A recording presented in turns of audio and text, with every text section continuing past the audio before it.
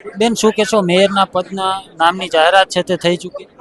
રાજકોટ મહાનગરપાલિકાના તમામ પદાધિકારીઓની જાહેરાત થઈ ચૂકી છે. પ્રદેશની જે પ્રમાણે સૂચના હતી અને પ્રદેશમાંથી જે પ્રમાણે નામ આવે છે એ રીતે ખૂબ જૂના, ખૂબ સંગઠન સાથે જોડાયેલા, ખૂબ અનુભવી તમામ પદાધિકારીઓની નિમણૂક થઈ છે અને જેઓ ફરીથી રાજકોટની વિકાસની હરણફાળને આગળ વધારશે.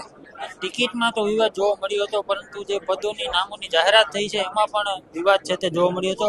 જાતનો વિવાદ નથી, કોઈ જાતનું કાંઈ નથી.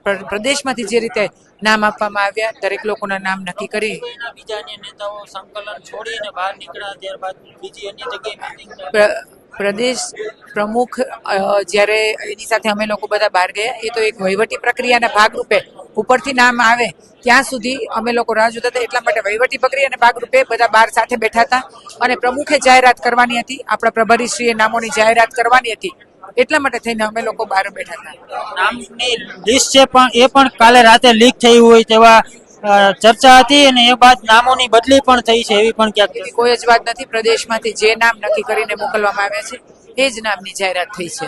ક્યાંક એવી પણ ચર્ચા છે કે દર્શિતાબેન શાહ છે તે આ નામોથી ક્યાંક નારાજ હોય એવું કે પોતા તમારા કાર્યકર્તા મારી વિધાનસભામાંથી નેહલભાઈ શુક્લા મેયર તરીકે, દક્ષાબેન વસાણી ડેપ્યુટી મેયર તરીકે આવ્યા છે. પરેશભાઈ પીપળિયા પણ જ્યારે હું ડેપ્યુટી મેયર હતી ત્યારે જ એ કોર્પોરેટર તરીકે ખૂબ સરસ કામ કરતા હતા.